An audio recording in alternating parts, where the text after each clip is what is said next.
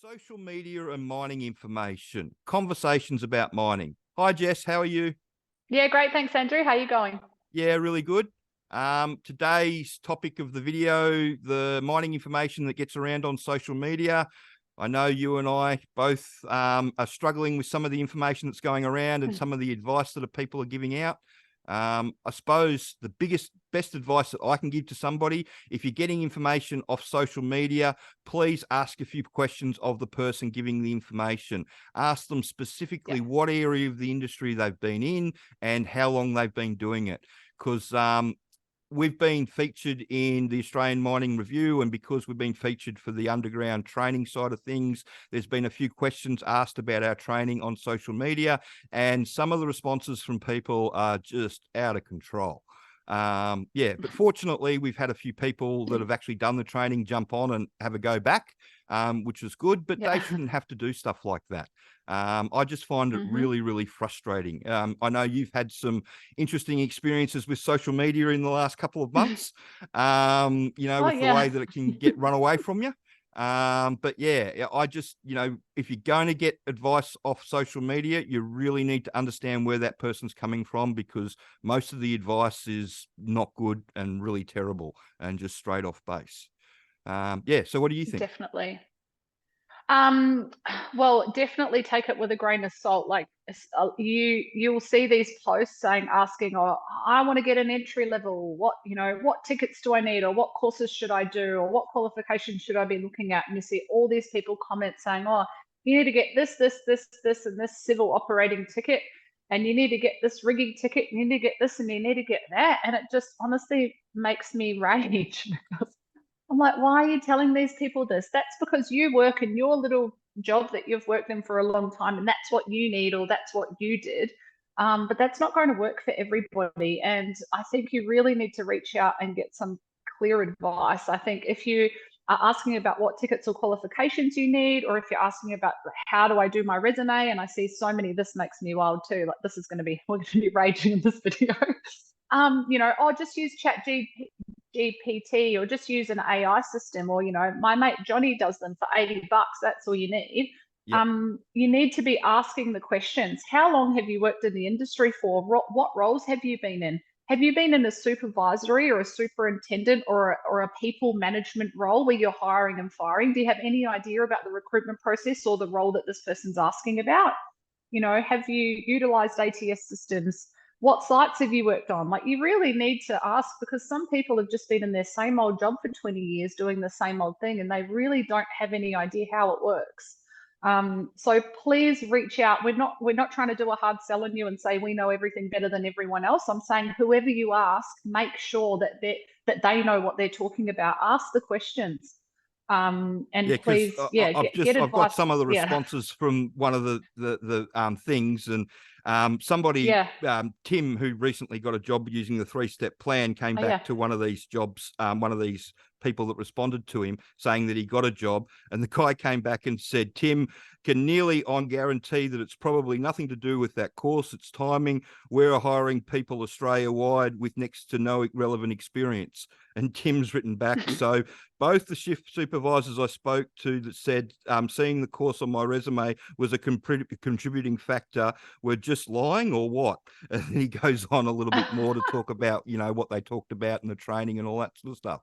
But yeah, it's like, if someone's telling you to go and get a bunch of rigging tickets and a bunch of shutdown tickets, or confined space, all that sort of stuff, they're telling you to go and be a shutdown worker. They're not telling you to go and be a mine worker.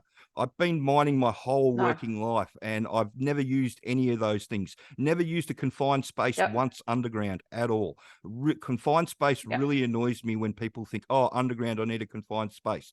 There is nothing confined about underground. They run 65-ton dump trucks down there. There's nothing small about it.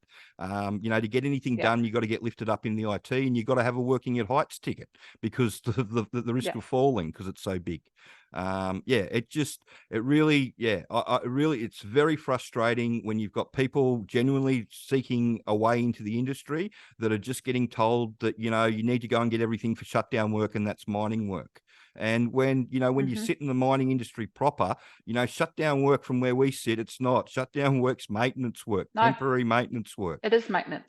And, Yep. you know, and it's really hard to move on from shutdown work as well. You know, I tell people shutdown work just leads to more shutdown work because that's what you end up getting good at.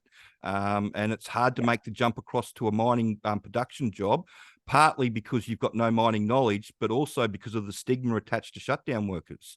You know, I don't know one single foreman that I know that hasn't had a real serious problem with a shutdown worker at some stage.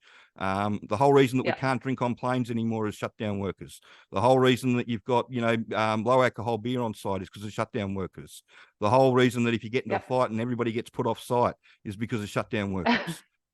It's just like, it used to be part of the spiel. Like if they came onto site for a shutdown, you'd have to go into the morning meeting and tell the whole crew, remember that the shutdown crew's here and you probably want to give the wetty a miss. Because, you know, if you get caught in a fight, it's you as well as them. And they don't care because their job only goes for 4 days. It's not a permanent job. So, yeah.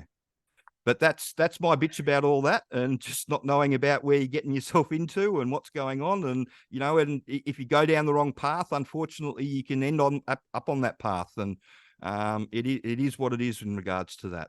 And at the moment, if you are targeting getting into shutdown work, you're kind of barking up the wrong tree anyway. It's really, really quiet. We're having people all day, every day call and email saying, oh, I can't find any shutdown work. I've been doing shutties, you know, for years and I've got nothing. I've got nothing until the end of July or the start of August. And I've rung all these companies. It's really quiet out there in regards to shutdown work. So you really, if that's your strategy and you think that's how you're going to jump in, like it's really time to rethink that at the moment, because even if you did get in there before and manage to make the switch over, right now the shutdown circuit is really quiet. Yeah. Well, and we've talked about it on the channel before because that's what BHP did in Kalgoorlie with cancelling their big upgrade. Nobody bothered scheduling anything in that time period because why would you? BHP's got the ability just to buy the labour off you. And if you were going to do anything in that period, it was just going to cost you a lot of money to do it. So nobody bothered. And so for the next sort of, you know, 6, 8, 12 months is really quiet, unfortunately, because of that. Just another thing that you need to know about the industry, but that's something else that, you know, people don't really venture. All these people with all these years of experience don't talk about it when they give out the information. Like, you know, you need to do this, but just be aware that it's really quiet at the moment. I mean, you know, if you're in the industry and you really knew, you'd be saying that. I just think that there's a lot of people that post on these social media pages that probably aren't even in the industry themselves, that just do it because they like shit stirring and they just like giving out the wrong information. It's just very frustrating for both of us, isn't it? It is. And there is just a lot of those on social media that they just seem to think that their opinion is so important and that they're right about everything. They're very righteous and arrogant about it, and they actually don't have any idea. And I'm not saying everyone's like that. Some of the people that comment are amazing and they're genuinely, and a lot of them probably are genuinely trying to help. That's what they think works and that's what they think is going to help you. But please do some research and like reach out if you want to ask any questions. You know, no obligation to purchase a package or a resume or anything from either of us, but just reach out if you have any questions, because we genuinely, that's why we do what we do, is because we love to help people get into mining, especially entry-level jobs. It's such an awesome buzz and we really love it. And we do really want to help you. So if you have any questions at all, please reach out and just take that information with a grain of salt and don't jump in and buy loads of tickets and rush out and spend a lot of money, because you really don't need to. Yep. Great advice. So if you've got any more questions, please send them through. And if you could share this video around and like and subscribe to the channel. Thanks. Thanks.